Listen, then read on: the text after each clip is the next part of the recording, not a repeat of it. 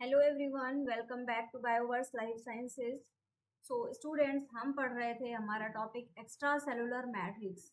और extra cellular matrix में हमने जाना था कि क्या है एक्स्ट्रा सेलुलर मैट्रिक्स। साथ ही साथ में हमने जाना था कि ग्लाइकोसामिनोग्लाइकन्स क्या होते हैं, कोलेजन्स के बारे में पढ़ा, कोलेजन की बायोसिंथेसिस हमने पढ़ी। एक्स्ट्रा सेलुलर मैट्रिक्स में ही बच्चों जो अदर पार्ट्स हैं, अदर प्रोटीन्स हैं, अब हम उनके बारे में जानेंगे। और आज हम स्टार्ट करेंगे इलास्टिन से। इलास्टिन के बारे में अगर मैं बात करूं, बेसिकली ये है क्या, तो नाम से ही समझ में आता है कि ये क्या कर रही होगी। भाई ये इलास्टिसिटी प्रोवाइड करेगी। इलास्टिसिटी क्या होती है? एबिलिटी, ऐसी एबिलिटी जहां पे कोई भी चीज स्ट्रेच हो जाए और फिर वापस से अपने शेप में आ जाए। तो बेसिकली कौन सी एबिलिटी हो जाती है? Stretch and recoil. ये एबिलिटी कहाँ से मिल रही है? ये एबिलिटी मिल रही है इलास्टिन प्रोटीन के द्वारा। ओके, इलास्टिन हो गया बच्चों, ये एक ऐसी प्रोटीन है जो टिश्यूज को स्ट्रेच करने में मदद करेगी और वापस से उनके शेप में आने में मदद करेगी। जैसे कि रबर बैंड होता है, ऐसे वाला एक दूसरे को मारते भी हैं, वो खिलौना बना के खेलते हैं, तो वो जैसा रबर बैंड होता है, रबर बैंड से ज्यादा इलास्टिक होता है जो इलास्टिन होता है बच्चों। रबर बैंड से ये कई गुना ज्यादा, मतलब ऑलमोस्ट 5 टाइम्स ज्यादा इलास्टिक होता है ये नॉर्मल रबर बैंड से। अगर हम बात करें बच्चों, जब हम वर्टिब्रेट्स के बारे में डिस्कशन करते हैं, तो जैसे कि वर्टिब्रेट्स के टिश्यूज हैं, स्किन है, ब्लड वेसल्स हैं, लंग्स हैं, ये सारे के सारे ऐसे होते हैं ना कि इनको बहुत ज़्यादा स्ट्रांग होना चाहिए, बहुत ज़्यादा इलास्टिक होना चाहिए ताकि ये प्रॉपरली फंक्शन कर पाए। तो उस प्रॉपर फंक्शन के लिए ये इलास्टिन प्रोटीन बहुत ज़्यादा इंपॉर्टेंट होती है और ये बहुत dominant extra cellular matrix protein है। सबसे ज़्यादा डोमिनेंट ये कहाँ पे है बच्चों? ये डोमिनेंट होती है आर्टरीज में। आर्टरीज में क्यों भाई? सबसे ज़्यादा वहीं पर हमें स्ट्रेच और रिकॉइल की ज़रूरत पड़ती है। तो ये बहुत इंपॉर्टेंट पॉइंट है। कहाँ पे सबसे ज़्यादा होती है? आर्टरीज में। ओके, इसके अलावा अगर हम बात करें बच्चों, अगर इसकी स्ट्रक्चर के बारे में, तो जैसे नॉर्मली होता क्या है, इलास्टिन ऐसे स्ट्रेच के जब अपने नॉर्मल शेप में रहता है ऐसे छोटा सा रहता है।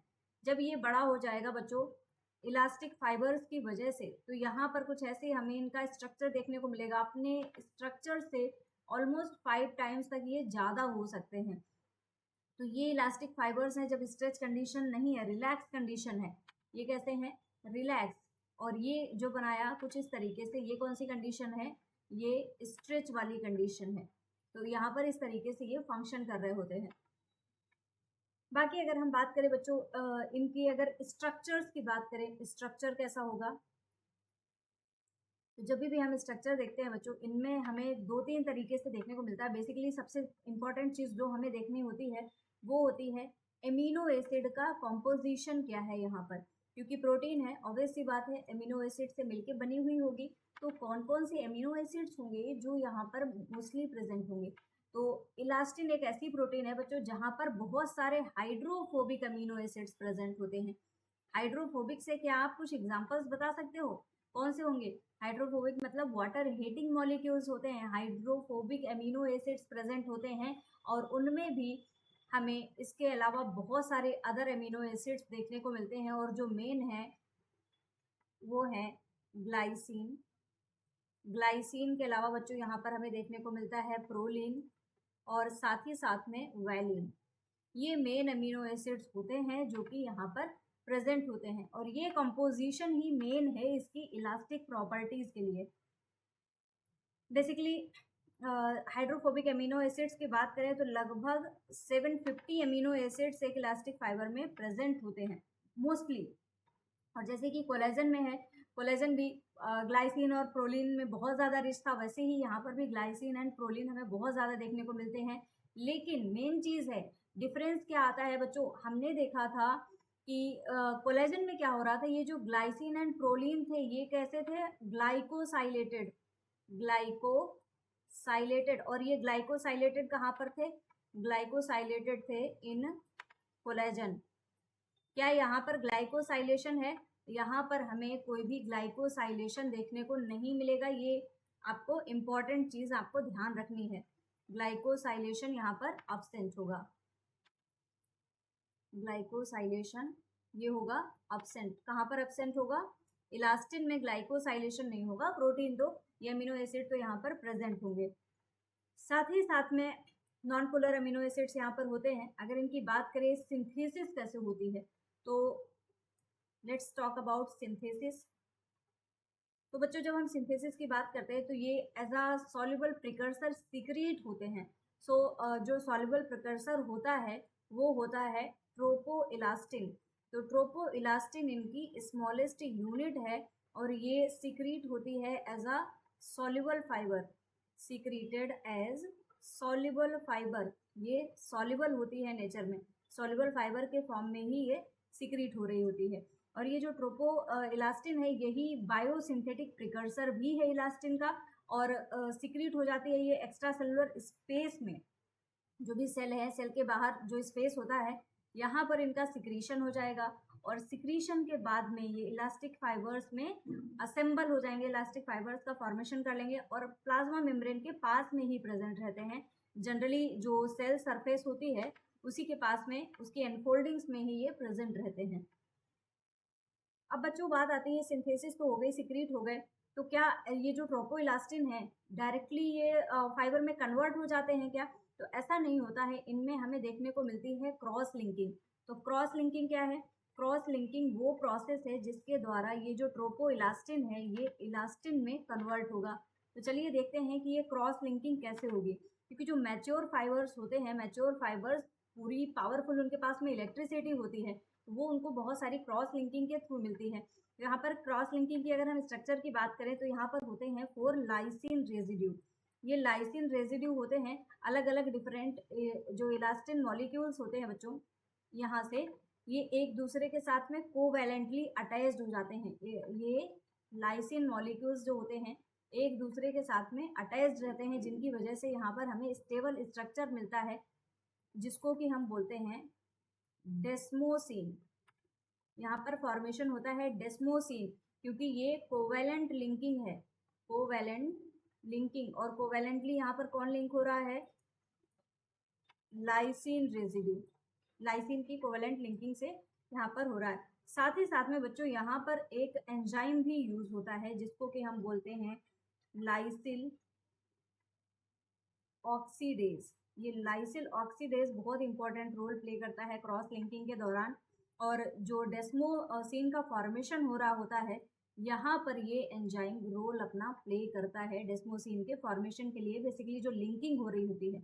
और ये एंजाइम ऐसा है जो कि है कॉपर डिपेंडेंट, इसको कॉपर की ज़रूरत पड़ती है, जिसकी मदद से ये फॉर्मेशन कर रहा होता है डेस्मोसिन का।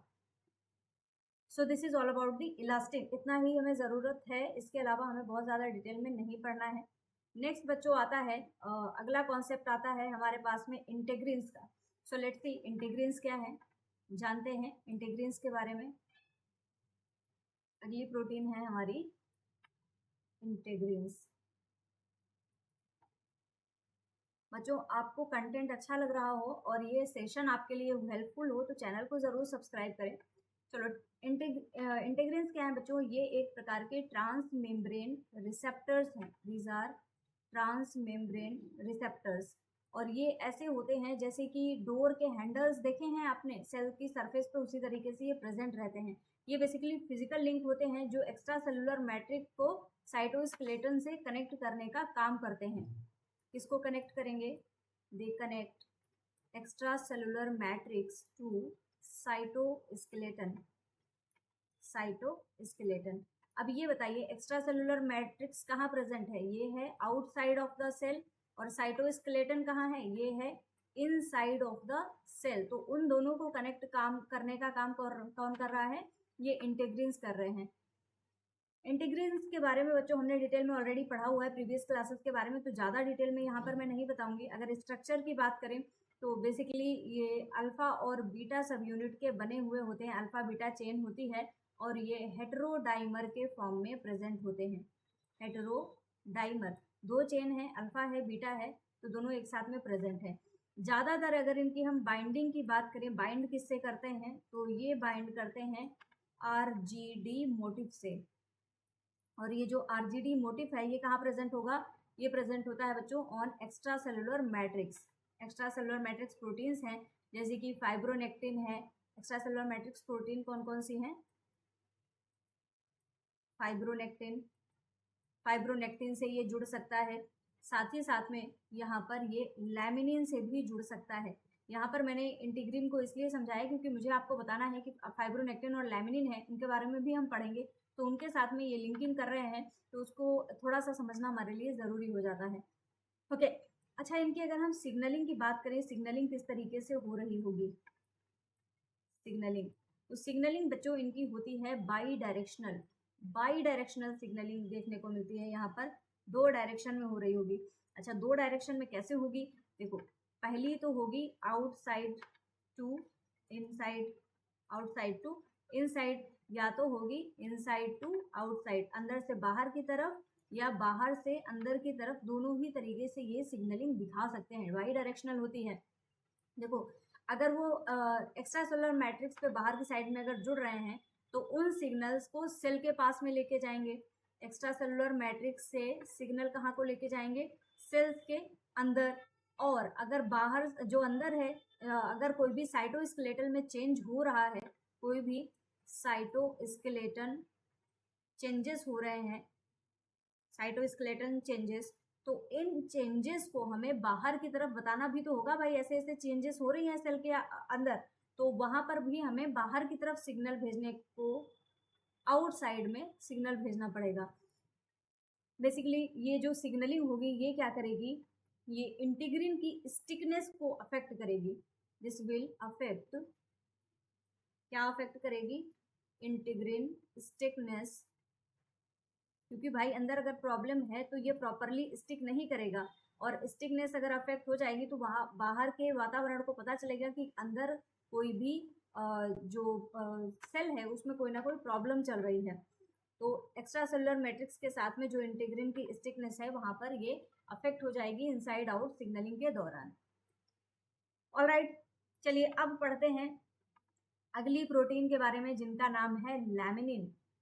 सो लेट्स सी लैमिनिन कौन सी प्रोटीन्स हैं और ये क्या कर रही होती हैं। लैमिनिन, ऑलराइट बच्चों, लैमिनिन के बारे में अगर मैं आपको बताऊं सिंपली, अगर हम स्टार्ट करते हैं, तो ये सबसे ज़्यादा इम्पॉर्टेंट एडहेसिव प्रोटीन है। सबसे ज़्यादा इम्पॉर्टेंट एडहेसिव प्रोटीन, एडहेसिव का मतलब है चिपकाना, ग्लू की तरह काम कर रही होंगी, एडिशन का काम कर रही होती हैं। और प्रेजेंट कहाँ होती हैं?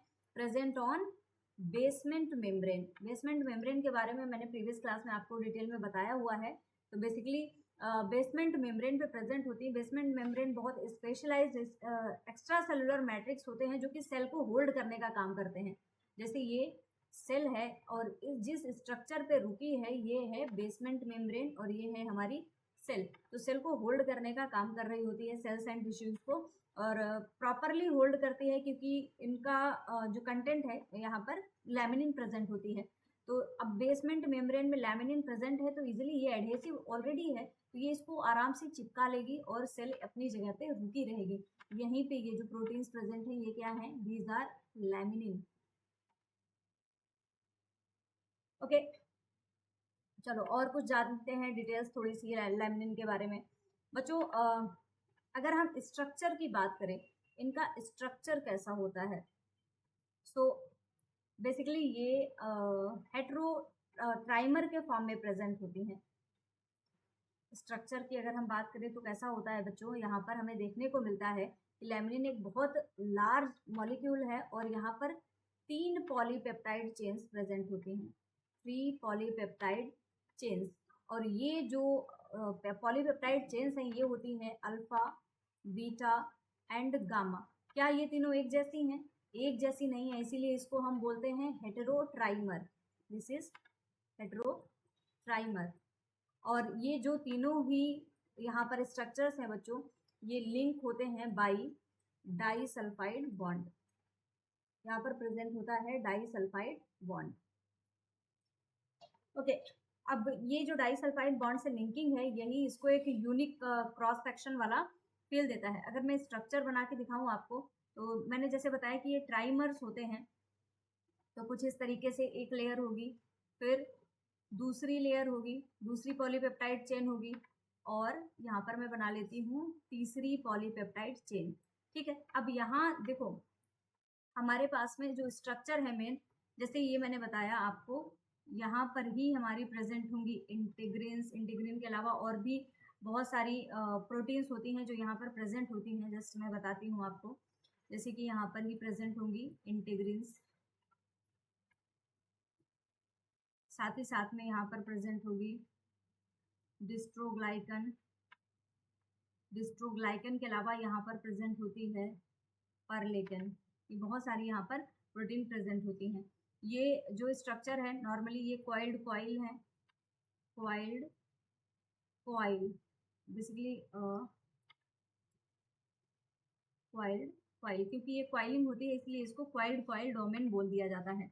अब यहाँ पर जो 3 चेन है बच्चों, एक अल्फा होती है, एक बीटा होती है, एक गामा होती है। ये है अल्फा चेन, ये है बीटा चेन और ये है गामा चेन। अब ये जो तीनों का स्ट्रक्चर है, यहाँ पर आपको स्पेसिफिक कुछ स्ट्रक्चर्स देखने को मिलेंगे। कुछ इस तरीके से यहाँ पर स्ट्रक्चर्स प्रेजेंट होंगे, डोमेन्स प्रेजेंट होते हैं बेसिकली।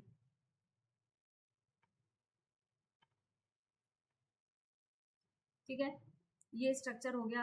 अब अल्फा की बात करें बच्चों, जो एकदम टॉप वाला पोर्शन है, यहाँ पर NH2 डोमेन प्रेजेंट रहता है सारी ही चेन्स में। यहाँ पर क्या प्रेजेंट होगा, NH2। यहाँ पर भी प्रेजेंट होगा NH2। और ये जो होता है ये सेल्फ असेंबली का काम करते हैं। यहाँ पर प्रेजेंट है इंटीग्रिन्स, यहाँ पर भी इंटीग्रिन्स हो गए, क्योंकि रोक के रखना है तो यहाँ पर भी इंटीग्रिन्स देखने को मिलते हैं। और ये सारे ही यहाँ पर सेल्फ असेंबली करते हैं, सेल्फ असेंबली। और यहाँ पर लिंकिंग किसके द्वारा हो रही होती है, लिंकिंग हो रही होती है इनकी डाइसल्फाइड बॉन्ड के द्वारा। तो उम्मीद करती हूँ ये तो आपको अब समझ में आया कि स्ट्रक्चर कैसा है, काम क्या कर रहे हैं। अच्छा, मेन फंक्शन क्या है, मेन फंक्शन है कि बेसमेंट मेम्ब्रेन को सेल के साथ में अटैच करा के रखना। तो लैमिनिन्स होते हैं बेसिकली, दीज आर ग्लाइकोप्रोटीन्स। ये ग्लाइकोप्रोटीन्स होते हैं, दीज आर ग्लाइकोप्रोटीन्स। और ये कॉमन और स्पेसिफिक फंक्शंस शो करते हैं। कुछ कॉमन फंक्शंस हो सकते हैं जो किसी और के द्वारा भी शो किए जा सकते हैं, कुछ बहुत स्पेसिफिक फंक्शंस होते हैं जो सिर्फ और सिर्फ इनके द्वारा ही शो किया जाएगा। तो अब चलो बच्चों फंक्शंस देखते हैं, फंक्शंस इनके कौन कौन से होंगे। तो पहला अगर बात करें कॉमन फंक्शन की बात करें, और वो बहुत ज़्यादा इम्पॉर्टेंट है, वो होता है कि सेल्स को बेसमेंट मेम्ब्रेन से अटैच करना। Attach cell to basement membrane, ये इनका सबसे कॉमन और सबसे ज़्यादा इम्पोर्टेंट फंक्शन भी है। फिर इसके बाद में ये इंटेग्रिन से भी बाइंड करता है, टाइप 4 कोलेजन से भी बाइंड करता है। बेसिकली ये भी इनका इम्पोर्टेंट फंक्शन है। दे इंटरेक्ट विद या फिर बाइंड विद, किसके साथ में बाइंड करता है, इंटेग्रिन्स। जैसे आप देख रहे हो यहाँ पर मैंने बनाया हुआ है, इंटेग्रिन्स प्रेजेंट है दोनों साइड में, तो इंटेग्रिन्स के साथ में ये जुड़ता है। और दोनों ही साइड में जुड़ता है सेल सरफेस पे, ऑन सेल सरफेस। सेल की सरफेस पे ये इंटीग्रिन के साथ में अटैच हो रहा होता है। और बेसमेंट मेम्ब्रेन के साथ में, जब बेसमेंट मेम्ब्रेन की बात होगी, bind with type 4 collagen, type 4 collagen के साथ में भी बाइंड करता है। अब टाइप 4 कोलेजन का सिक्रीशन कहाँ हो रहा होता है, बेसमेंट मेम्ब्रेन। बेसमेंट मेम्ब्रेन को बनाने में मदद करता है, तो यहाँ पर बेसमेंट मेम्ब्रेन के पास में ये टाइप 4 कोलेजन से भी अटैच हो रहा होता है। तो ये इनके फंक्शंस हैं। हर एक बेसमेंट मेम्ब्रेन होती है, एटलीस्ट लैमिनिन फैमिली का कुछ ना कुछ कंटेंट वहाँ पे प्रेजेंट ही होगा, कुछ ना कुछ प्रोटीन्स वहाँ पे प्रेजेंट ही रहती हैं। तो हम ये बोल सकते हैं कि जो लैमिनिन्स होते हैं बहुत सारी सेलुलर एक्टिविटीज़ को और सेलुलर पाथवेज को रेगुलेट कर रहे होते हैं, क्योंकि बहुत अच्छा इनका इंटरेक्शन हो रहा होता है। उसके आधार पर ये काफ़ी सारे चीज़ों को शो करते हैं। चलो अब ये हो गया बच्चों, आगे हम चलते हैं नेक्स्ट प्रोटीन के बारे में, फाइब्रोनेक्टिन। नेक्स्ट प्रोटीन जो हम पढ़ने वाले हैं उसका नाम है फाइब्रोनेक्टिन।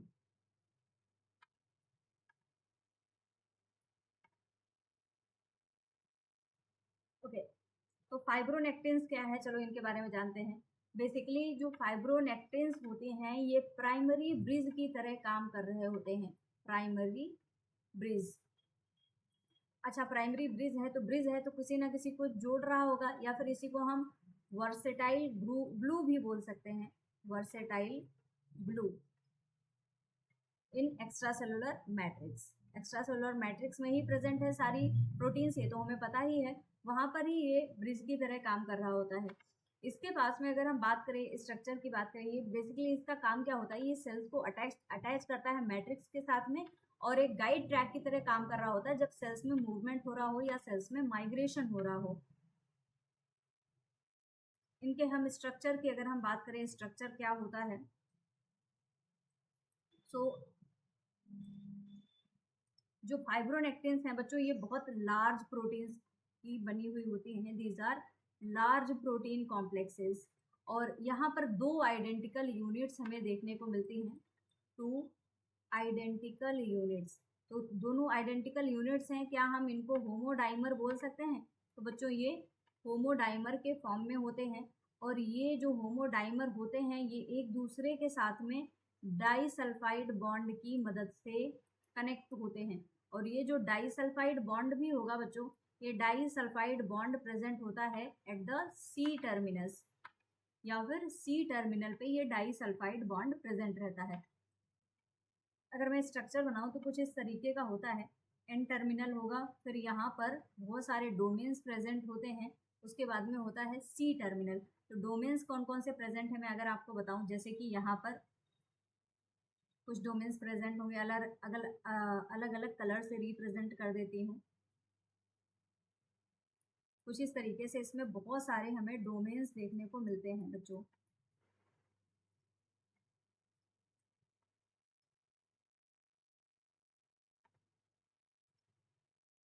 यहाँ पर इस तरीके से अलग अलग डोमेन्स देखने को मिलते हैं।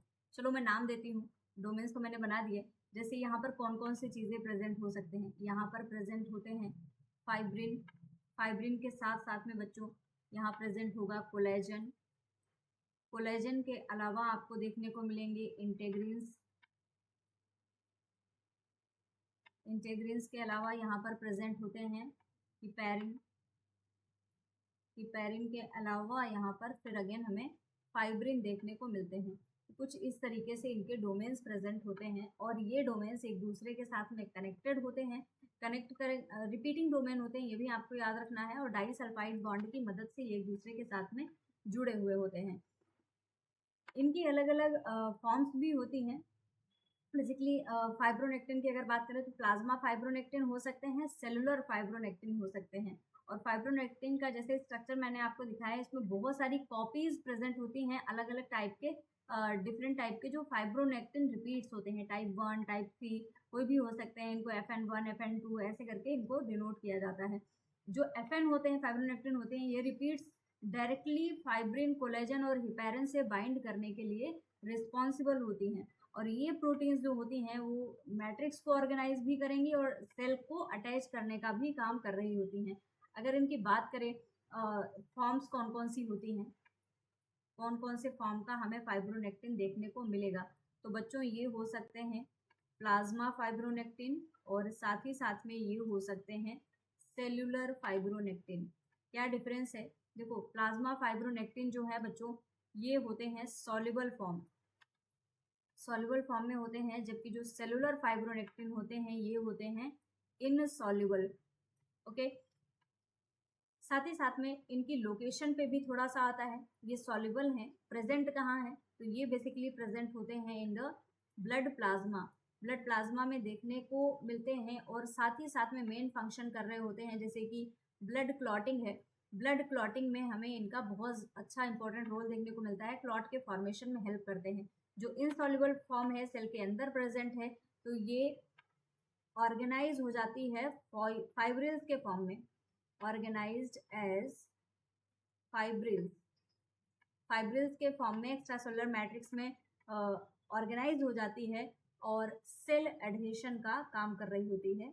सेल एडहेशन के अलावा बच्चों ये माइग्रेशन में भी हेल्प कर रही होती है, जो सेलुलर फाइब्रोनेक्टिन्स होती हैं। ऑलराइट, तो ये तो आपको समझ में आया होगा। अच्छा, जो फाइब्रोनेक्टिन के डोमेन्स हैं, जैसे मल्टीपल डोमेन्स होते हैं, एक दूसरे के साथ में बाइंड होते हैं, ये क्या करते हैं, ये हेल्प करते हैं ताकि बाकी प्रोटीन्स इनके साथ अटैच हो जाएं। जैसे इंटीग्रिन है, इंटीग्रिन कहाँ अटैच होगी बच्चों? सेल के सरफेस पे। कोलेजन है, फाइब्रिन है, हिपैरन है। हिपैरन क्या है बच्चों? ये है ग्लाइकोसामिनोग्लाइकेंस। तो अलग अलग प्रकार की प्रोटीन को ये बाइंड करने में हेल्प करेंगे। इसके अलावा यहाँ पर अगर हम बात करें तो यहाँ पर हमें देखने को मिलता है RGD motive. RGD motive, RGD motive क्या कर रहा होगा? होता क्या है, 3 अमीनो एसिड का सीक्वेंस है। कौन कौन से आरजीडी कौन से हो गए? आर्जिनिन, ग्लाइसिन और डी मतलब एस्पार्टिक एसिड या फिर एस्पार्टेट। अब ये लोकेटेड होते हैं फाइब्रोनेक्टिन मॉलिक्यूल में, और ये बहुत स्पेसिफिक साइट होती है सेल की जहाँ पर इंटीग्रिन रिसेप्टर इसी को रिकॉग्नाइज करता है। दीज आर प्रेजेंट, कहाँ प्रेजेंट है? Present in fibronectin molecule, fibronectin molecule. और इससे बाइंड करने के लिए बच्चों मॉलिक्यूल या फिर यहाँ पर प्रोटीन कर सकते हो, ये बहुत स्पेसिफिक साइट है और इसी को रिकॉग्नाइज कौन करता है? Recognised by integrin. क्योंकि बाइंडिंग करनी है तो इनको रिकॉग्नाइज करना पड़ेगा, और रिकॉग्नाइज करने का काम कौन कर रहा है? इंटीग्रिन्स। तो दिस इज रिकॉग्नाइज्ड बाय इंटीग्रिन्स। तो इनको सिंपली आर्जिनिन, ग्लाइसिन, एस्पार्टेट को हम सिंपली क्या बोल देते हैं? RGD motive. ये स्पेसिफिक साइट है और ये आप बोल सकते हो सीक्रेट हैंडशेक हो रहा होता है यहाँ पर इनके बीच में कि भाई हम आ गए हैं और चलो हम बाइंड कर लेते हैं। इसके अलावा बच्चों अगर बात करें तो फाइब्रोनेक्टिन्स के स्पेशल फंक्शंस देखें तो माइग्रेशन के लिए, डिफरेंशिएशन के लिए बहुत ज़्यादा इम्पॉर्टेंट है। कुछ और फंक्शंस देखते हैं। एडेशन का, माइग्रेशन का काम तो करा ही रहे हैं, तो माइग्रेशन कराती हैं।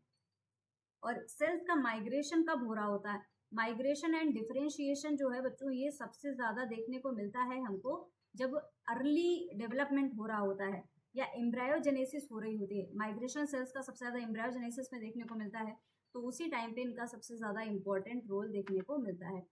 Differentiation, okay. तो डिफरेंशिएशन हो गया, ये कब हो रहा होगा? ये हो रहा होता है एम्ब्रायोजेनेसिस के दौरान, क्योंकि उसी टाइम पर हमें सबसे ज़्यादा मूवमेंट, माइग्रेशन देखने को मिलता है। ये प्रोटीन्स वुंड हीलिंग के लिए भी इम्पॉर्टेंट हैं, जैसे मैंने आपको बताया वुंड हीलिंग में भी हेल्प करती हैं। अभी कौन सी? प्लाज्मा प्रोटीन्स जो होती हैं वो वुंड हीलिंग में अपना बहुत इंपॉर्टेंट रोल प्ले कर रही होती हैं, क्योंकि ये ब्लड क्लॉटिंग को प्रमोट करती हैं। और मैक्रोफेजेस का माइग्रेशन भी, देखो माइग्रेशन आ गया ना, मैक्रोफेज का माइग्रेशन चाहिए होगा वुंड हीलिंग के लिए, तो मैक्रोफेज का माइग्रेशन भी कराती हैं। तो ये भी इन्हीं फाइब्रोनेक्टिन की मदद से भी हो रहा होगा ये वुंड हीलिंग के दौरान। अच्छा, इसके अलावा कुछ अदर इम्यून सेल्स होती हैं जो कि जैसे कोई एरिया अफेक्टेड है, यहाँ पर इन्फेक्शन हो गया तो यहाँ पर सेल्स आएंगी, तो उनका जो मूवमेंट हो रहा होगा उस मूवमेंट में भी ये फाइब्रोनेक्टिन मॉलिक्यूल्स या फाइब्रोनेक्टिन प्रोटीन्स मदद करते हैं। इसके अलावा ये सेल्स के शेप और मूवमेंट को भी इन्फ्लुएंस कर रहे होते हैं। Influence shape of cell, shape of cell, इसको भी ये इन्फ्लुएंस करते हैं। और जो साइटोस्केलेटल ऑर्गेनाइजेशन है ये उसको भी इम्पैक्ट कर रहे होते हैं। अगर इनकी बात करें तो बेसिकली बहुत सारे ऑब्जर्वेशंस ऐसे हैं जो ये बताते हैं कि ये नॉर्मल फाइब्रोब्लास्ट सेल की सरफेस पर भी प्रेजेंट होते हैं, जो टाइटली पेट्री डिशेस, जैसे कि पेट्री डिशेस में ग्रोथ करा रहे होते हो ना, तो लेबोरेटरी एक्सपेरिमेंट के दौरान भी ये नॉर्मल फाइब्रोब्लास्ट में प्रेजेंट होते हैं। और अगर ट्यूमोरेजेनिक सेल्स है, ट्यूमर वाली सेल्स होती है, कैंसरस सेल्स होती हैं, तो वहाँ पर ये एब्सेंट होती हैं। तो नॉर्मल सेल है, अगर कोई भी नॉर्मल सेल है तो वहाँ पर ये प्रेजेंट होंगे, जबकि अगर यही कैंसर सेल है तो वहाँ पर ये अब्सेंट होते हैं, क्योंकि इनको भाई बहुत ज़्यादा अटैच होकर नहीं चलना है, इनको फटाफट से ग्रो करना है, तो इसमें जो अटैचमेंट होता है वो बहुत वीक होता है। कैंसर सेल्स में ये अब्सेंट होते हैं। तो भाई अटैच करने का काम है, नॉर्मल सेल है अपनी प्रोसेस से चलेगी, कैंसरस सेल तो प्रोसेस से चलती नहीं है, इसीलिए यहाँ पर हमें ये देखने को मिलता है कैंसरस सेल्स में ये प्रेजेंट नहीं होते हैं। डाइमर के फॉर्म में होता है, डाइसल्फाइड बॉन्ड्स के द्वारा कनेक्टेड होता है। अगर हम ह्यूमन जीनोम की बात करें बच्चों, तो सिर्फ और सिर्फ एक ही फाइब्रोनेक्टिन जीन है जिसमें लगभग 50 एक्सॉन्स प्रेजेंट हैं, सारे के सारे सिमिलर साइज के। लेकिन ट्रांसक्रिप्ट्स इसकी बहुत सारी हो सकती हैं, अगर स्प्लाइसिंग होती है तो बहुत सारे फॉर्म्स इसके बनाए जा सकते हैं। लगभग फाइब्रिन के 20 से लेके 50 तक के आइसोफॉर्म्स हैं जो कि अल्टरनेटिव स्प्लाइसिंग के द्वारा जनरेट किए गए हैं एक सिंगल जीन से। तो जब भी स्प्लाइसिंग होती है तो मल्टीपल जीन्स यहाँ पर हो सकते हैं। सो अगर हम बात करें तो हमने एक्स्ट्रा सेलुलर मैट्रिक्स वाला सारा पोर्शन कवर कर लिया है बच्चों, सारी ही चीज़ों को। अगर किसी चीज़ में डाउट है तो आप कमेंट सेक्शन में कमेंट करके मुझे बता भी सकते हो। अदरवाइज हम मिलते हैं आपसे नेक्स्ट क्लास में, जहाँ पर डिस्कस करेंगे कुछ और चीज़ों को। यहाँ पर मैंने एक्स्ट्रा सेलुलर मैट्रिक्स की सारी ही चीज़ें कवर कर ली हैं, वेदर इट इज़ ग्लाइकोसामिनोग्लाइकन्स, चाहे वो कोलेजन हो, इंटेग्रिन हो, चाहे वो इलास्टिन हो, लैमिनिन हो, हमने सारी चीज़ें कवर की हैं। मिलते हैं आपसे नेक्स्ट क्लास में, जहाँ पर हम बेसिकली नई यूनिट ही स्टार्ट करने वाले हैं। तो thank you everyone for connecting, और हाँ, चैनल को सब्सक्राइब करना बिल्कुल भी ना भूलें। Thank you everyone.